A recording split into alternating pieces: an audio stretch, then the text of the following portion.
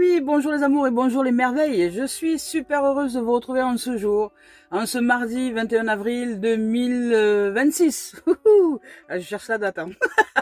Voilà, je suis très heureuse d'être là avec vous, très heureuse d'être là dans cette guidance du jour aujourd'hui en développement personnel et spirituel dont les cartes nous révèlent les messages. Eh bien, bienvenue sur cette chaîne, bienvenue à tous celles et ceux qui me suivent déjà depuis un bon moment, donc merci d'être là, merci aux nouveaux nouvelles qui viendraient sur cette chaîne, merci de partager cette chaîne, merci de vos likes, les amours, c'est important, les pouces que vous mettez sous la vidéo, merci de vos commentaires qui sont importants aussi, ça fait connaître la chaîne de ce fait, l'algorithme développe, donc merci.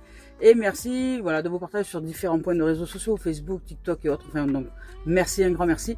Merci aussi à toutes celles et ceux qui me font confiance dans les guidances individualisées, les guidances de groupe, dans les échanges en coaching, développement personnel, spirituel, autres. Donc, merci. Et merci de vos visites sur le site internet. Donc, c'est cool, c'est super sympa. Et merci aussi de votre confiance dans les différentes propositions que je vous offre, comme les soins, par exemple. Donc, merci. Merci, un grand merci.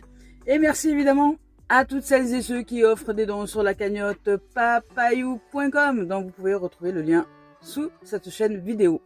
Voilà, allez, on commence avec cette guidance de la semaine, voir un peu ce que la vie a à nous offrir comme message. Qu'est-ce qui ressort de ces énergies environnantes? Qu'est-ce qu'il y a à travailler ou pas? Qu'est-ce qu'il y a peut-être à savourer?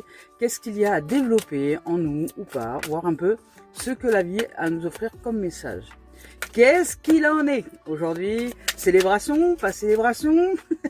Ouverture à l'amour, à la joie, à la paix, à la sérénité, à la tranquillité? Travail encore à faire, peut-être sur autre chose? Enfin, on ne sait pas. Voilà. Qu'est-ce qui est d'aide?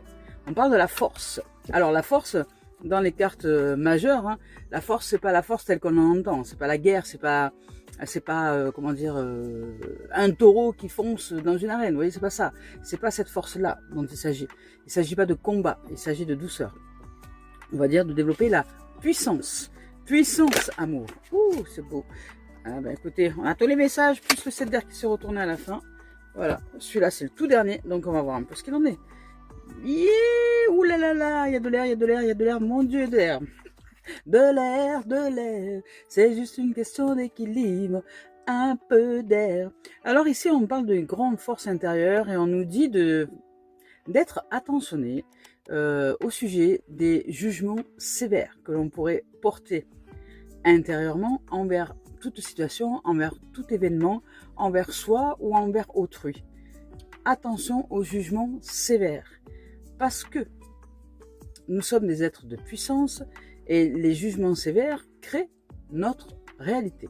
Si nous jugeons sévèrement une situation, quelque chose, quelqu'un, eh bien, quand je dis que ça crée notre réalité, c'est que ça crée des énergies qui nous maintiennent dans de basses vibrations.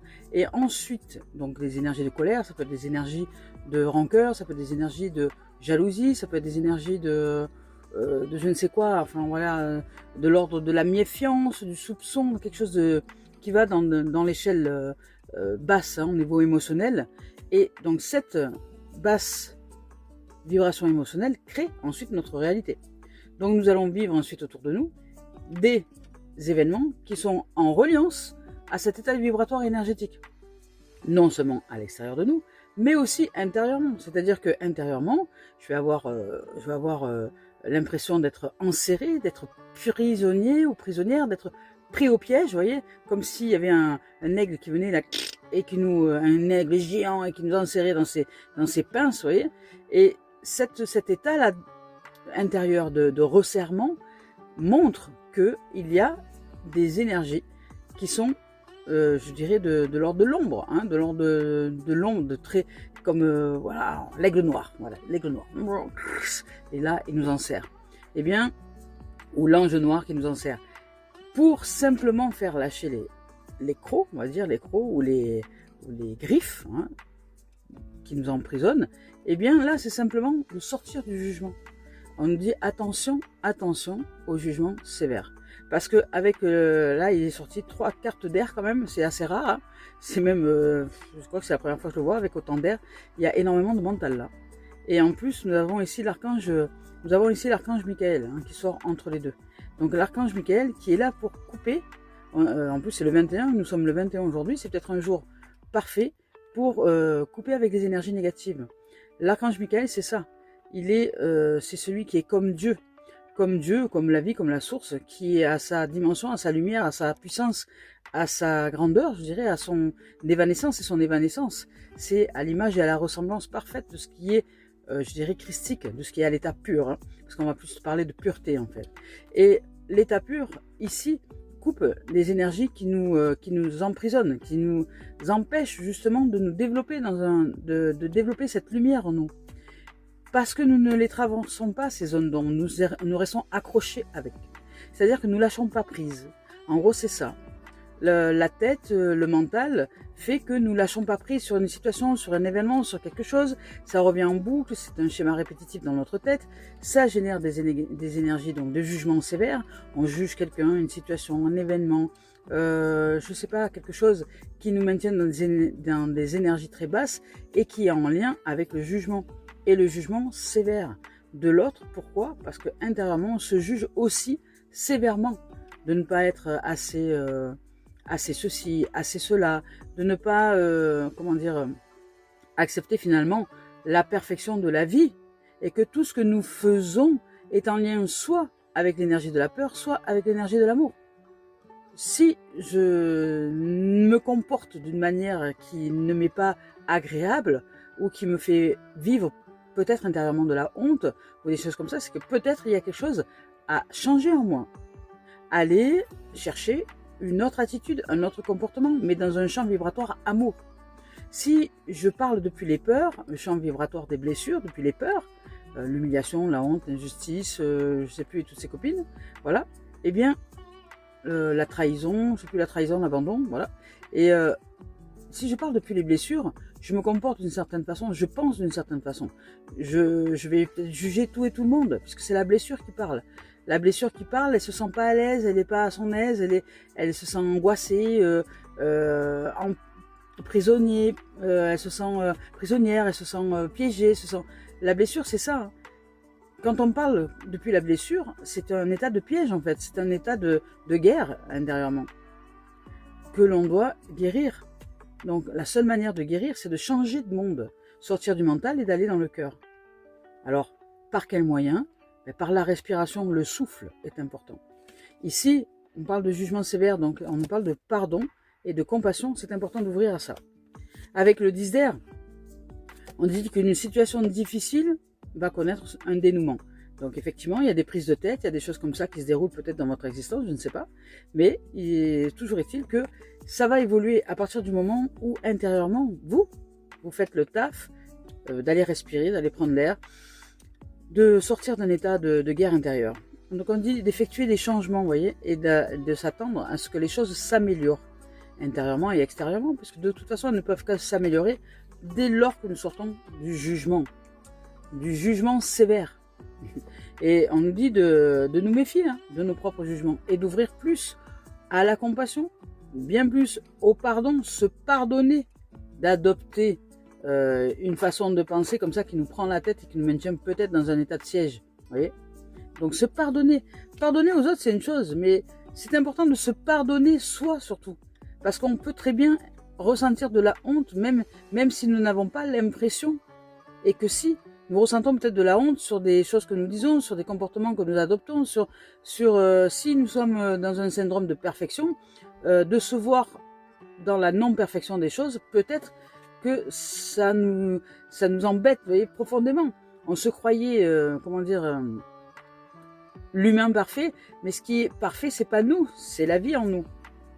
Nous ne faisons qu'être modelés par la vie. Il n'y a pas de mal, il n'y a pas de bien, mais la perfection n'existe pas non plus, et l'imperfection non plus. Dans le sens où si je lâche les jugements sévères de tout, et de toute chose, il n'y reste que ce qui est. Et à partir de là, tout va bien. Tout va bien. Voilà. Alors ici, on nous dit d'effectuer les changements donc, et de nous attendre à ce que les choses s'améliorent. On nous parle de triomphe au sujet d'une dépendance. Ça peut être d'une dépendance affective, ça peut être une dépendance quelconque, peu importe. De triomphe au sujet d'une dépendance.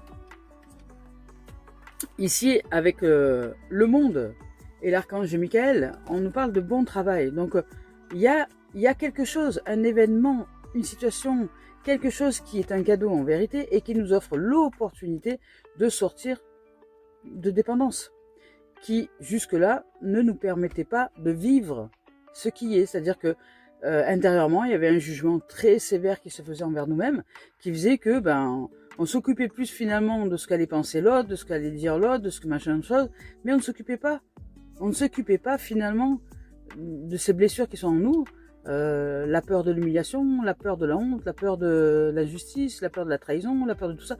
On ne s'occupait pas de ces blessures-là avec amour et compassion, c'est-à-dire revenir à nous-mêmes, à notre intériorité et nous offrir un état d'amour, un état de tendresse, un état de compassion, un état de pardon pour se relever, pour être debout de nouveau avec la joie de vivre dans le cœur. Ici, avec l'archange donc Michael, on dit un bon travail, joie et contentement, vous voyez, et gratitude. C'est la voie menant à l'illumination. Plus on cherchera la gratitude, le pardon, la compassion, la dévotion pour soi, hein, plus on verra ça à l'extérieur. C'est important de se nourrir intérieurement de ce que nous voulons voir arriver.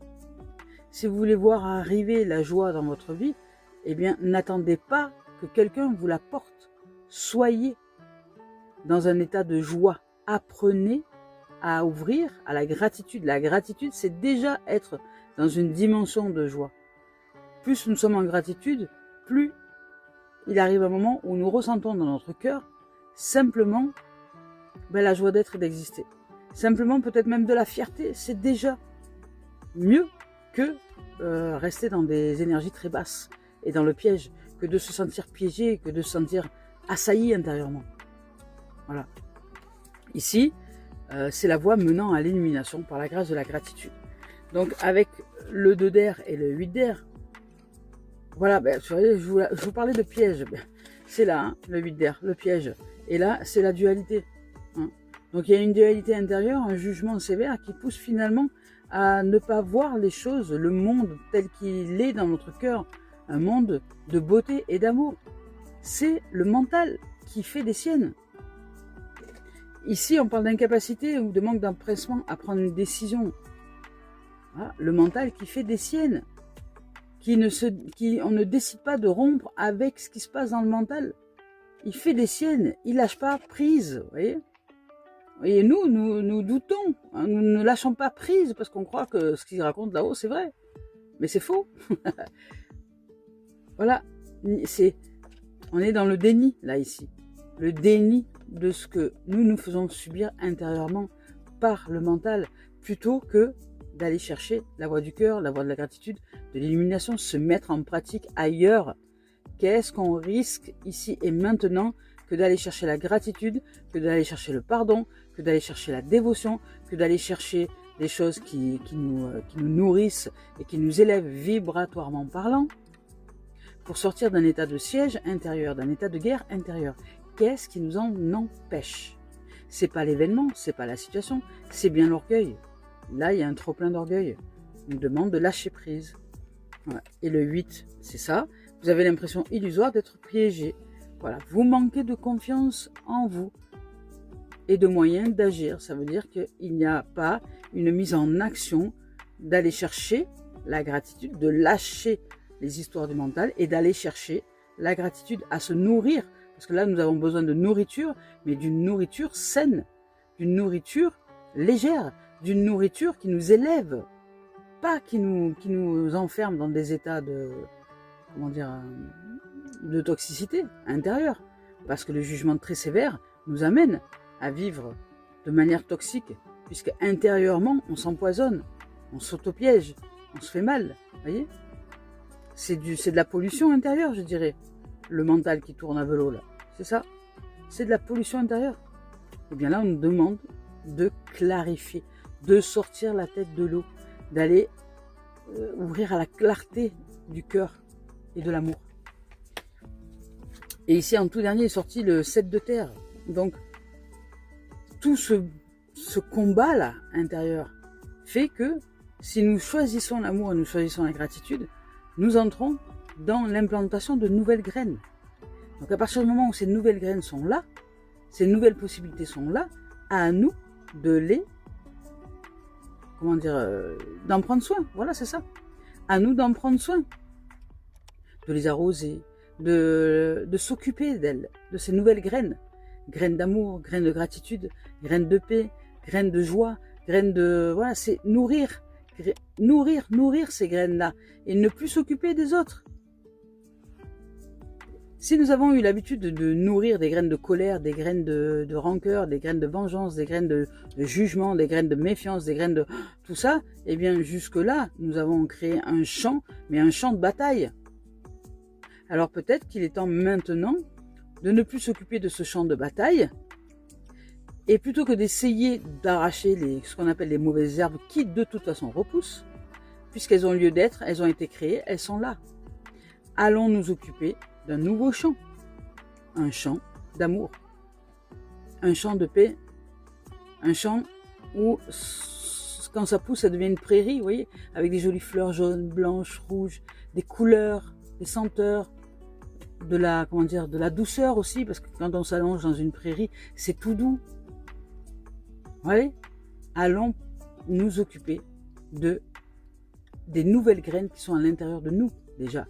Arrêtons d'essayer d'arracher l'herbe mauvaise que nous avons implantée en nous par le jugement sévère, par se dire oui j'ai honte de ci, j'ai honte de là, c'est bon, ça suffit. Ça sert à rien d'arracher la honte à l'intérieur de nous. Le mieux c'est de nourrir le pardon, que j'ai pu me tromper, j'ai pu faire des erreurs effectivement, j'ai pu ne pas voir mon comportement, j'ai pu ne pas me voir dans mes zones d'ombre. Je n'ai pu ne pas me voir dans mes blessures, elles m'ont embarqué et de ce fait j'ai implanté un champ de bataille à l'intérieur de moi. Je me suis battue pendant des années, j'ai lutté, vous voyez. Si c'est ça votre réalité, si vous luttez intérieurement pour un si, pour un oui, pour un non, c'est pas à l'extérieur qui en est la cause. C'est que dedans, il y a des programmes qui se mettent à juger sévèrement le moindre acte, le moindre fait, la moindre parole, la moindre attitude, enfin voilà. Une voix là, sans fin, là, le Pac-Man là, qui nous mange le cerveau. C'est ça. Donc là, on nous demande de ne pas s'occuper de ça. Ça sert à rien. La puissance, d'ouvrir à la puissance, elle est là, c'est la puissance d'amour. D'ouvrir à la puissance de l'amour, à la puissance de la vie. D'aller dans la nature, d'aller plonger dans une rivière froide, ça va calmer le mental, je vous le dis, parce que on va plus s'occuper du tout de ce qui se passe là-haut. Hein. On va faire c'est froid, on va rentrer dans l'eau, c'est super. Voilà, là, on est vraiment là dans l'instant présent. Ça peut pas être autrement. Hein. Donc je dirais que si la tête bouillonne, mettez-la trempée dans l'eau froide. Ça me rappelle une chanson, ça. Mettez-la dans l'huile, mettez-la dans l'eau, ça fera un escargot tout chaud. Et ben voilà. Mettez votre cerveau dans l'eau froide, mettez votre tête dans l'eau froide et vous allez voir qu'à ce moment-là, vous n'allez plus penser à quoi que ce soit. Hein. Mettez même votre corps dans l'eau froide et vous verrez que une fois que vous serez dans cette eau glacée, eh bien vous ne serez pas en train de juger sévèrement. Hein. Vous serez en train de dire c'est froid. Vous êtes dans le ressenti à ce moment-là. Donc le ressenti avec le corps ne nous permet pas le luxe de penser, je dirais, à toute chose négative. Vous voyez. Donc là, c'est s'occuper de ces graines de gratitude et d'amour. Quand on se roule dans l'herbe comme les enfants, là, on n'est pas en train de penser à juger quoi que ce soit, on s'amuse. Voilà, ben c'est ça, d'aller nourrir les graines d'amour, c'est exactement ça. Eh bien, alors je vais vous lire le message quand même de la force. Avec la force ici, on me dit quoi? Que cette carte se présente à nous afin de nous faire savoir que nous sommes bien plus puissants que nous le pensons et que nous n'osons même le croire. Nous sommes vraiment en mesure de faire face à une situation actuelle. Hein. Avant de nous lancer tête baissée, assurons-nous d'abord d'aborder la situation avec compassion, avec bonté, avec douceur. Cette situation nous demande de faire usage d'un tout autre genre de force, celle qui associe en vérité les douceurs de la vie spirituelle. Apprenons à croire en nous-mêmes, c'est important, et à tirer des leçons de nos expériences de vie. Notre force et notre puissance et notre efficacité seront alors décuplées. Tâchons de voir les défis comme des occasions nous étant offertes pour apprendre et à appliquer nos connaissances afin de développer notre toucher magique, notre touche magique. Ici, on parle de patience, d'apprendre à la patience, d'ouvrir au pardon, de développer le courage de pardonner, de se pardonner et de préférer le miel au fiel, de préférer la douceur à la bataille. L'archange Ariel, qui lave plus blanc que blanc, qui nous amène à vivre de la pureté, et l'esprit de la nature. Vous voyez, Ariel étant très proche de la terre, elle peut nous aider à répondre à nos besoins matériels quotidiens. Notre besoin de purifier le corps, qui est déjà du matériel, de prendre soin de notre corps, de prendre soin peut-être de notre nourriture, des vêtements, de tout ce que nous faisons entrer dans notre corps. Et on nous dit de faire appel à cette force du soutien d'Ariel si nous nous inquiétons à propos de finances peut-être, ou à propos de santé, ou si nous faisons face à une situation désespérée. Bon ben voilà, c'est chouette. Bon, avec le 10, l'air, j'en parle même pas, puisque de toute façon c'est le mental qui tourne à fond. Et je vous parlais de la carte du monde. Donc le mental tourne plein pot, nous dit de prendre plus soin de nos graines d'amour, de paix, de tranquillité, de sérénité, que tout va bien en vérité, et de lâcher la laisse qui tient, que nous tenons, nous, pour être accrochés aux pensées. De lâcher la laisse, de lâcher le lien. Avec ce monde ici, les anges nous ont envoyé cette carte parce que nous avons librement choisi d'accomplir un geste d'une grande importance. Ils tiennent à nous féliciter de ce travail que nous mettons en place, de ce beau travail. Nous sommes maintenant prêts à passer à autre chose. Savourons pleinement les sentiments d'accomplissement et de réalisation intérieure qui s'emparent de nous. Félicitons-nous nous-mêmes pour le tour de puissance et de force que nous venons de réaliser. Canaliser les énergies, c'est pas une mince affaire, ça demande une maîtrise, une présence à soi. Ici, on nous dit que nous avons franchi une nouvelle étape en matière de développement spirituel et de compréhension de l'univers. Nous avons ressenti une grande illumination. Cette prise de conscience nous a permis de découvrir de nouvelles façons de ressentir joie et bonheur. Nous sommes animés d'un immense sentiment de gratitude.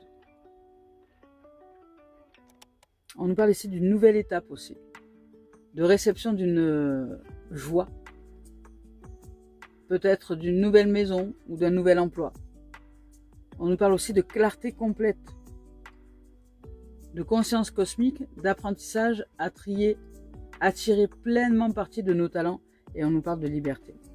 Donc il y a quelque chose qui se dégage, parce qu'ici, avec le 10 aussi, on nous parle qu'une situation difficile connaît son dénouement. Donc on va lâcher le nounos, on va lâcher prise, ouvrir au pardon, à la gratitude, et nourrir plutôt des graines d'amour, de joie, de paix, de sérénité, de tranquillité, parce que là on nous dit ici que des graines sont solidement implantées, s'accorder une pause temporaire et faire face à des inquiétudes inutiles. Vous voyez, c'est marqué inutile. Inutile. Voilà. De nourrir la vie, la joie, l'amour, la paix, tout simplement. Et que ce que nous sommes se reflète dans l'univers. Voilà. Quand je choisis des amis depuis l'amour, ce ne seront pas les mêmes amis depuis les blessures. Depuis les blessures, je vais choisir des amis qui vont être comme moi, être en mal de reconnaissance, être en mal d'amour, être machin. Donc, ils vont se plaindre. Ce sont des gens qui auront des addictions. Ce sont des gens, voilà, qui vont boire, qui vont fumer, qui vont peut-être se droguer aussi. Donc, ça peut être aussi sexuel, ça peut être voilà, des addictions en tout genre. Si par exemple je fais un travail quelconque, j'en parlais hier, si je fais un travail quelconque, je donne un exemple, je faisais avant des animations musicales, j'étais DJ, animatrice, et des amis que j'avais, ou des membres de la famille, ou voilà, me contacter parce que je faisais DJ, j'étais animatrice et que là à ce moment-là on m'invitait à tous les anniversaires, on m'invitait au mariage, on me disait t'es invité au mariage, à l'anniversaire, voilà, ça c'était la première approche. Et puis la deuxième c'était tu fais toujours des prestations musicales, t'es toujours DJ, À l'expression de ça je disais oui. Et puis franchement, je serais super content que tu viennes nous animer l'anniversaire. Voilà. On te mettra à une table là avec les autres proches de ta cabine DJ là, comme ça tu pourras à la fois participer au mariage ou à l'anniversaire et puis à la fois faire de la musique si t'aimes bien. Vous voyez, c'était amené comme si c'était un truc normal que de me demander, bien sûr sans jamais me demander combien ils allaient payer pour ça. C'est-à-dire que pour eux, j'étais invité à l'anniversaire. J'étais invité au mariage. Je faisais juste de la musique parce que ça me plaisait. Vous voyez? Donc au début, je l'ai eu fait. Mais après, j'ai compris très vite qu'en fait non. Ce n'était pas des amis pour moi. Pour moi, un ami véritable, et après j'ai compris le sens de l'amitié, c'est quelqu'un qui est en capacité, par exemple, de payer ou de me rendre un service, on va dire, peu importe, hein, mais en tout cas de valoriser mon travail. À cette époque-là, j'étais disque jockey. Il y a 2 membres de ma famille qui ont valorisé ce travail. D'autres me demandaient de faire ça gracieusement. Vous voyez ? Pour moi, la valeur, elle n'est pas dans le fait de faire cadeau quand je vis avec des compétences intérieures. Un vrai ami, c'est quelqu'un qui valorise l'être que je suis. Un vrai ami, c'est quelqu'un qui va me dire non, je te paye pour tes prestations. Mais attends, c'est normal, c'est ton travail. Tu vas pas faire ça, tu te déplaces, tu viens avec nous. Alors oui, tu vas participer à l'anniversaire, oui, tu vas participer au mariage parce que tu es invité, mais tu seras quand même payé pour ta prestation musicale, c'est tout à fait normal. Oui, parce qu'on valorise son travail. Pour moi, un ami, c'est quelqu'un qui valorise le travail, qui valorise l'autre en tant qu'ami, qui paierait même plus cher que la moyenne des gens pour valoriser notre travail, pour dire je t'aime en tant qu'ami et je valorise ton travail parce que je t'élève, je t'enfonce pas en te disant que ton travail ne vaut rien et que je te paye pas. Vous voyez ? C'est ça le truc. Donc, la notion d'amitié, elle est à ouvrir intérieurement. Regardez qui sont vos vrais amis. Si on vous demande chaque fois de faire des trucs parce que vous avez des compétences, mais de les faire gratuitement parce qu'on est amis, t'es mon ami, tu peux quand même m'aider à faire ça, m'aider à déménager, C'est pareil, quand j'avais un véhicule utilitaire, on me demandait en permanence d'aller faire les déménagements, vous voyez, comme si moi j'étais sur mon camion, il y avait marqué déménageur. Pas du tout. Voilà. Parce que j'ai un utilitaire, tout de suite, allez, je déménage, est-ce que tu peux venir pour mon déménagement? Je déménage, est-ce que tu veux? Toi, tu as un utilitaire, tu pourrais... Ouais, mais jamais on m'a demandé si mon temps était précieux. Jamais on m'a demandé si moi j'avais autre chose à faire. Jamais on m'a demandé si j'entretenais le véhicule et que je payais des réparations dessus. Non. Non. C'est normal. C'est des prédations. C'est de la prédation. Et ce n'est pas de l'amitié. Pour moi, l'amitié, c'est vraiment valoriser le travail de l'autre. Voilà. Et c'est important de le valoriser. C'est une réelle amitié. De le valoriser d'une façon ou d'une autre. Alors si on n'a pas les finances, peut-être que c'est possible qu'on n'ait pas les finances, on peut le valoriser autrement. C'est-à-dire en disant, bon voilà, je n'ai pas la capacité financière de te payer à la dimension de tes compétences, mais par contre, je tiens vraiment à reconnaître tes qualités, ce que tu es, et je tiens vraiment à t'offrir quelque chose en cadeau de cette prestation, parce que pour moi, c'est important de célébrer ta valeur. Vous voyez, c'est ça. D'une façon ou d'une autre, par un service rendu, par peu importe, mais en tout cas, vraiment être en présence. Et c'est ça, pour moi, la notion d'amitié. C'est pas je profite de toi parce que tu as ces compétences-là. C'est non. Tu vis avec ces compétences-là et valorise ton travail. Et je valorise ton travail parce que tu es un ami ou une amie qui est précieuse ou précieux à mon cœur. Allez, on va voir avec maintenant Tony Carmine Salerno. Qu'est-ce qu'il en est des choses ici? Vous voyez, on nous dit de faire preuve d'audace et d'imagination. Donc, d'ouvrir à l'imagination. Quand on parle de graines solidement implantées, ce sont des graines qui nous amènent à ouvrir à l'amour, à la paix, à la sérénité, à la tranquillité, à la joie d'être, qui nous amènent à vivre peut-être de nouvelles expériences dans la fluidité de la vie, dans les élévations énergétiques de la vie, dans tout ce qui est de haute vibration. dans la pureté de la vie. Et le pouvoir de l'imaginaire, il n'est pas à minimiser parce qu'au contraire, il va nous aider grandement. Alors, je vous montre cette carte-là. Donc ici, on vous dit de faire preuve d'audace et d'efficacité, d'ouvrir au pouvoir de l'imaginaire. Alors, faites preuve d'audace et d'être fort. Hein. C'est fort, ça ressort. Hein. Ça ressort fort, fort, fort, fort, fort, puissance. Mais la puissance, c'est amour. Hein. La puissance, c'est amour. Vous êtes le créateur de votre propre destinée. Regardez à l'intérieur. Vous trouverez tout ce dont vous avez besoin. Sortez de votre cocon et déployez-vous. Le ciel est votre seule limite. Si vous suivez votre cœur et votre propre guidance intérieure, écoutez ce que disent les autres. C'est une chose, mais ne suivez pas aveuglément leurs conseils. Mettez-vous dans une ouverture, dans une grâce, dans un pardon, vraiment dans un amour. Une fois que vous êtes bien implanté dans l'amour, à ce moment-là, prenez des décisions. Pas dans les blessures et dans les peurs. Et vous ressentirez que vous êtes en amour lorsque vous ressentirez de la légèreté, de la joie, de la gratitude d'être dans cette existence-là, d'être pleinement en joie de vivre. À partir de ce moment-là, si vous devez prendre une décision, prenez-les depuis cet état-là. Et ouvrez au pouvoir de l'imaginaire. Oui, parce que là, vous voyez, avec cette carte-là, ici, qui arrive juste après, on parle de ça, hein, parce que là, il y a une prise de tête. Hein. Il y a vraiment une prise de tête. Il y a une situation difficile qui va connaître son dénouement, mais cette situation difficile, elle est intérieure. C'est une prise de tête avec un truc qu'on ne peut pas lâcher. Comme un chien sur son os, vous voyez. Alors qu'il suffirait de décrocher les mâchoires, parce que là, c'est ça, hein, on est piégé. On s'auto-piège, en fait, c'est l'auto-sabotage, là. Clac. Et on ne peut pas lâcher. Donc, lâcher le piège, nous sommes le pouvoir de relâcher. C'est nous qui mettons les griffes et c'est nous qui avons ce pouvoir-là de les relâcher. Voilà. Par le pouvoir de l'imaginaire, par le pouvoir de la pensée, par le pouvoir aussi du ressentir. C'est-à-dire que le corps, lorsqu'on fait rentrer beaucoup d'air à l'intérieur de nous, déjà, les griffes, elles ne peuvent plus tenir. Parce qu'on fait rentrer de l'oxygène, on se clarifie, on se purifie, on fait rentrer de l'air, de l'oxygène. Donc on sort d'une forme de toxicité intérieure, donc hop, les griffes se relâchent. Mais c'est un travail.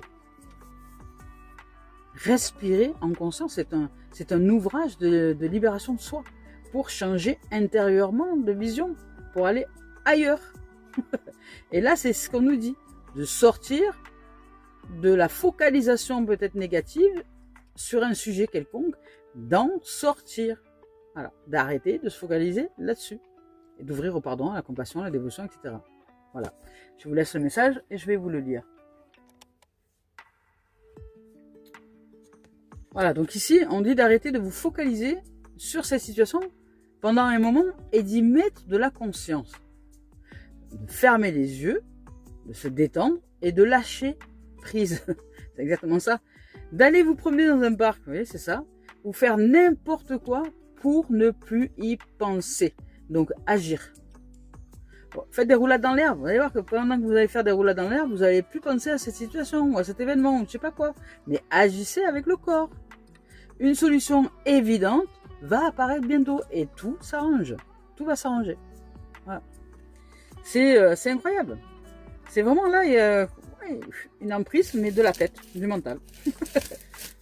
Alors, on continue avec la voix des âmes d'Isabelle Serre. Qu'est-ce que l'âme a à nous dire, elle, sur cette situation-là? Elle nous parle de karma. Voilà. Alors, le karma, en plus, j'en parlais il n'y a pas très longtemps, c'est les mémoires. Ce sont les mémoires transgénérationnelles de toutes les générations qui ont vécu avant nous et qui ont souffert de choses, par exemple, et qui sont en demande de libération et nous font confiance. C'est-à-dire que ces mémoires-là, ben nous les trimballons hein, de génération en génération. Donc, c'est ce qu'on appelle les nœuds énergétiques. Les nœuds énergétiques, tac, tac, tac, tac, ce sont des mémoires transgénérationnelles. Et nous, ben, nous les libérons au fur et à mesure de l'avancée dans l'existence. Nous sommes là, pour certains, pour beaucoup, pour libérer ces mémoires-là. Pour un travail de purification. Nous sommes porteurs déjà de graines, c'est où qu'on a vu tout à l'heure la carte, là, je sais plus. Voilà. De mauvaises graines, hein. Ouais, c'est ça. De champs de bataille. Qui ont poussé des champs de bataille qui ont poussé bien avant nous. Et nous, ben, nous avons reçu cette hérédité de champs de bataille. Donc on va dire que c'est bon ou c'est mauvais. Je ne vais pas dire de mauvaises herbes, parce qu'il n'y a pas de mauvaises herbes, il n'y a que des herbes qu'on ne connaît pas. Donc à partir du moment où et à l'intérieur de nous, il y a des mauvaises herbes qu'on ne connaît pas, qu'on traite de mauvais, eh bien, on ne saurait pas s'en libérer. On ne sait pas voir finalement que derrière ces soi-disant mauvaises herbes, il y a la vie, il y a autre chose. Donc là, on nous demande d'ouvrir à la transformation d'un karma, à la transformation, le karma, c'est l'âme. On demande à la transformation, à la purification de l'âme, de sortir de ce transgénérationnel, justement, d'arriver à la transformation, c'est-à-dire d'ouvrir intérieurement à la vie, à la joie, à l'amour, aux graines d'amour, aux graines de paix, aux graines de pardon, et de nourrir ça pour modifier le karma, la direction du karma. C'est-à-dire que l'âme se purifie, le cœur devient plus pur. Ce karma, le karma c'est l'âme, c'est l'ouverture à une nouvelle destinée qui commence par la purification intérieure, qui commence par la clarification, qui commence par la clarté intérieure. Le mental nous met dans le brouillard. Voilà, tout simplement. On est dans un brouillard épais, on ne voit rien, on n'entend rien, si ce n'est juste les rabâchages du mental. Donc il est temps de sortir de là et d'ouvrir à autre chose. Ce que l'on génère en permanence crée notre réalité. Donc là, il y a une histoire de karma.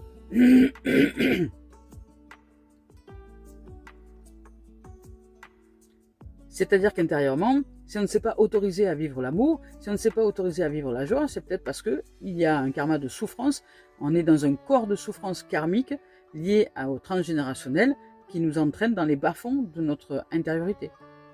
Donc là, ça nous demande de la force, effectivement, de la force, du courage, de la puissance et du pouvoir pour choisir la destinée que nous choisissons, nous, de vivre, qui est celle, finalement, de s'accorder une pause temporaire, de faire face à des inquiétudes inutiles et d'ouvrir à de nouvelles possibilités, en rendant grâce, en ouvrant à l'amour, en ouvrant à la joie, en ouvrant à la paix, en ouvrant à la dévotion.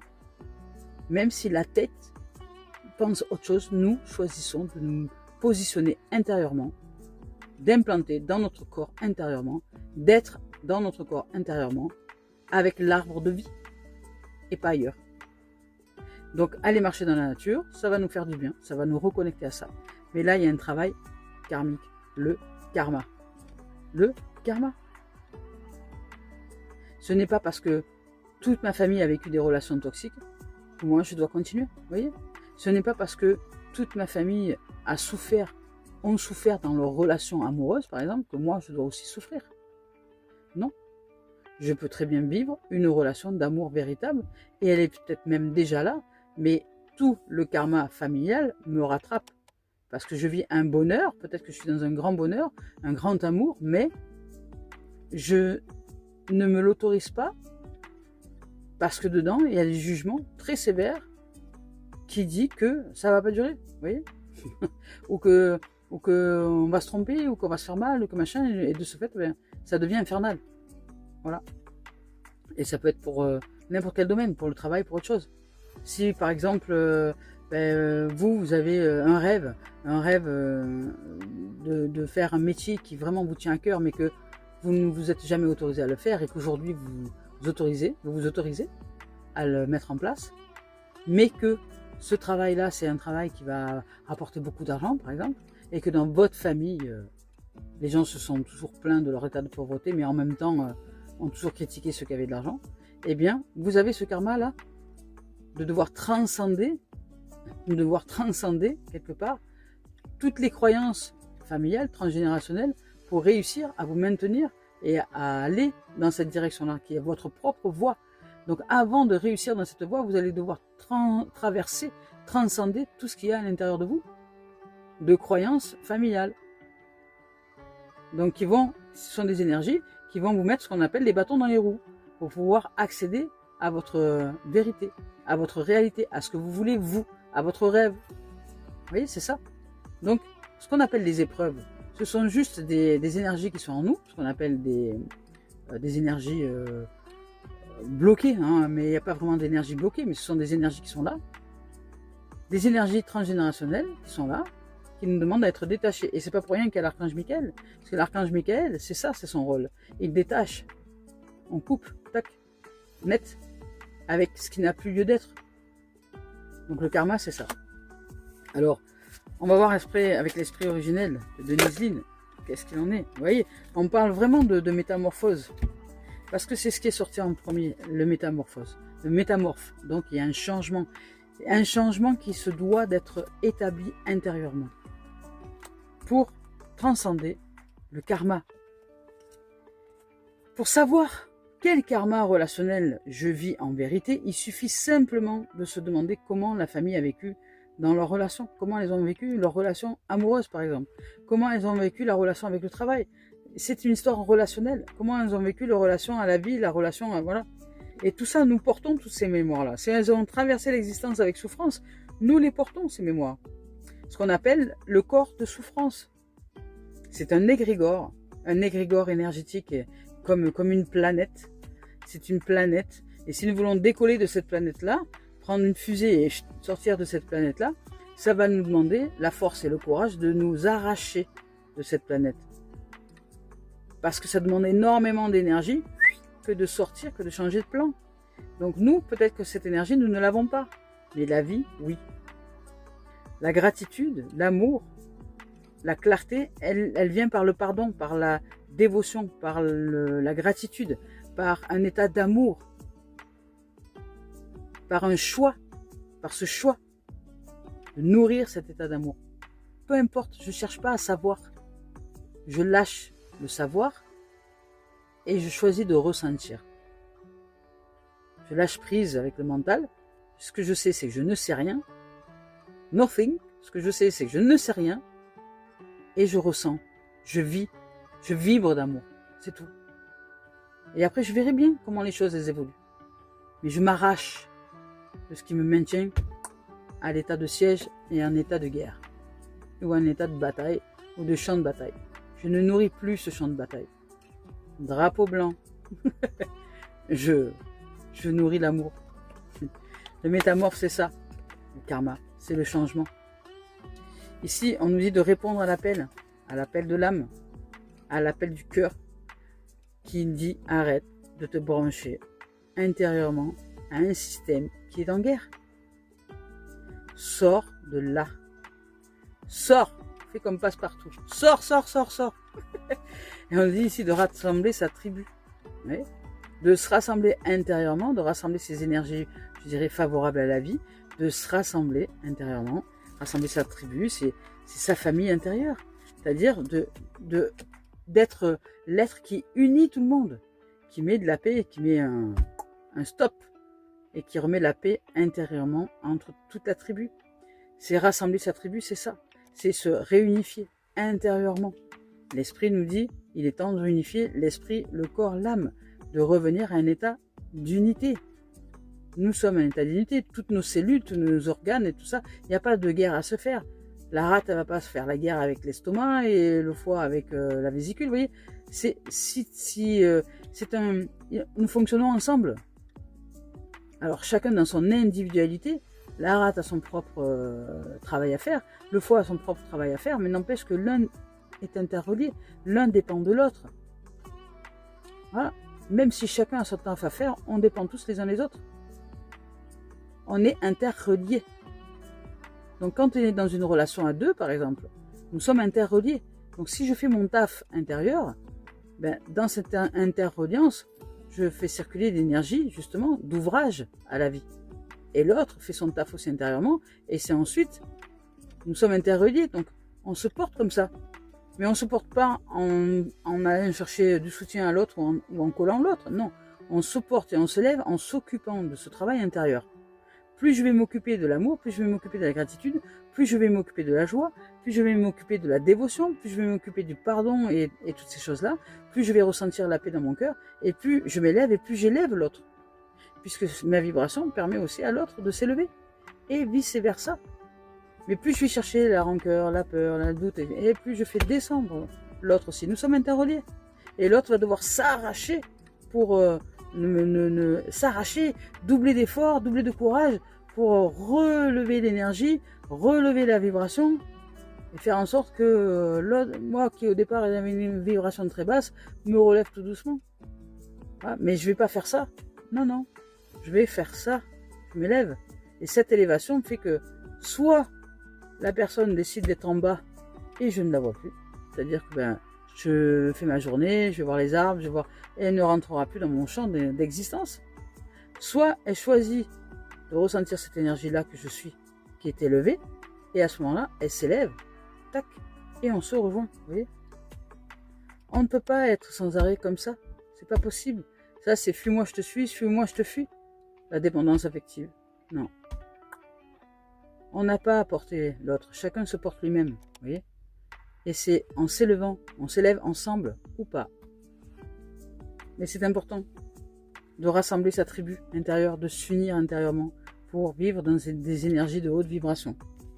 Parce qu'ici, on parle avec le gardien du Sud d'abondance, de prospérité, de richesse, de grande lumière intérieure. Donc l'esprit nous dit que l'abondance vient justement de notre intériorité. Et on nous dit de marcher dans la beauté. Vous voyez, c'est magnifique quand même. Marcher dans la beauté, c'est ça.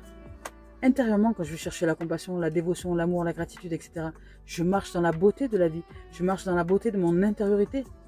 Et cette beauté intérieure me le rend bien, puisque elle rayonne, elle me fait rayonner d'amour, de joie, de vivre, je suis dans un état de félicité. Et dans ces moments-là, j'aime tout et tout le monde et la vie. Et je suis interrelié à l'humanité. Je n'ai pas besoin d'aller côtoyer les gens. Je suis interrelié avec tout et toutes choses. Et ce que je suis, d'autres en bénéficient de cette énergie qui rayonne. Mais peut-être que je ne les verrai pas, ces gens-là. Parce que s'ils sont là, que nous on est là, voilà, si je marche vers quelqu'un et que cette personne n'est pas sur le même plan, eh ben on va se croiser, mais on va peut-être même pas se voir, vous voyez. Alors si quelqu'un élève sa vibration, ou si moi je baisse ma vibration, peut-être qu'on va se croiser. Mais moi je n'ai peut-être plus envie de baisser ma vibration. Mais nous faisons ça souvent en permanence, hein. On fait ça, un coup on se croise, un coup on se croise pas, hop, petit tata, tata, et puis des fois on est sur le même champ de fréquence et on se croise. On se dit bonjour, tata, on discute, et puis après, pop, on s'éloigne, et puis hop, on repart. Vous voyez, c'est le champ du relationnel. Du relationnel à soi. Il y a de la beauté, marcher dans la beauté. Là, on sort d'une situation, d'un événement, parce qu'on comprend qu'intérieurement, nous sommes le pouvoir créateur. Nous sommes le pouvoir de changement, tout simplement. Alors, on continue avec l'oracle des miroirs. Je crois qu'on a tout dit là déjà. Hein. Ben ouais, ouverture et avancée. L'oracle des miroirs nous parle d'ouverture et d'avancée, donc c'est bien ça, hein, c'est bien dans ce domaine-là. On avance, on ouvre à la destinée nouvelle. Il y a de nouvelles graines qui arrivent. Ouverture et avancée sur peut-être l'énergie de jalousie qui est là. On nous parle qu'on se décide de sortir de l'accusation parce qu'il y a le changement derrière. Donc on se décide, il y a une décision qui est prise. Par rapport à il y a une jalousie qui est là, qui est une énergie en tout cas, qui nous maintient dans les basses vibrations. Donc il y a une ouverture, une destinée et une action qui est posée sur quelque chose qui nous maintient dans de basses vibrations. Donc on se décide enfin de sortir de l'accusation. Il n'y a pas lieu d'accuser ou d'être accusé, c'est pas nécessaire. Ça c'est maintenir les énergies dans les basses vibrations. Et on nous parle de changement, donc on ouvre à un changement intérieur pour aller vers quelque chose de nouveau. Voilà, pour aller vers quoi? On va voir, ben voilà, beaucoup plus d'équilibre et de pureté avec l'enfant et l'arbre de vie. C'est exactement ce que je dis. Vous voyez, je peux pas vous dire mieux. Hein. C'est la vie qui parle à travers les messages là. Alors ici, on parle avec Gaïa de quoi? Pour terminer cette guidance, on nous parle du 9 de cœur, donc d'ouvrir à l'épanouissement, à l'harmonie et à la protection, parce que la vie aussi, on parlait aussi que la vie, l'amour est notre protection. C'est notre protection à tous et à toutes. Alors ici, on y va. Et l'amour, pas le manque d'amour, mais l'amour véritable. Ce champ de rayonnement intérieur qui s'ouvre comme une magnificence absolue et qui nous réchauffe les cœurs et réchauffe le corps. Et on nous dit tout ce qui est, la vie et tout ce qui est, c'est exactement ça. Alors je vous lis le message. Je découvre dans ce qui m'entoure la vie et l'amour. Vous voyez, je découvre dans tout ce qui m'entoure la vie et l'amour. Je suis en conscience de la présence de Dieu en tout, de la présence de la source, si le mot Dieu vous heurte, de la présence de la source, de la présence de l'invisible en tout. Chaque petite parcelle de l'univers est en fait l'expression de l'amour. J'élève donc ma pensée au-delà de mes croyances. limite et conviction pour m'ouvrir à la magie, la simplicité et la beauté de la vie. Je m'émerveille devant toute cette splendeur qui est en fait moi. Waouh. Voilà. Voilà les amours, les amis. Bah, écoutez, je nous souhaite de vivre une merveilleuse semaine. C'est une guidance vraiment super intéressante et très heureuse. Donc, qui nous montre de switcher, de sortir de l'état de siège du mental pour ouvrir à l'amour véritable. Et que même si c'est pas évident de faire preuve de force, c'est-à-dire de puissance, d'amour, de décision, de verdict. Non, c'est moi qui décide. Non, c'est pas mon mental qui m'embarquera. Je décide de nourrir l'amour. Je décide. C'est pas tout le karma familial qui va m'embarquer dans la souffrance relationnelle. Non, je choisis de vivre heureux, de vivre heureuse et je me choisis dans le sens de l'amour. Je choisis l'amour en moi. C'est même pas je me choisis parce que si dans cet instant-là je vis des perturbations, je me choisis pas. Non, je choisis l'amour, la gratitude, la bonté, le pardon, la compassion, voilà, toutes ces choses-là et la dévotion. C'est un choix intérieur, les amis, les amours. Alors, qu'est-ce que nous voulons? Vivre l'amour et la paix ou continuer à nourrir le champ de bataille? Je nous aime. Belle semaine à tous et à toutes. Big bisous.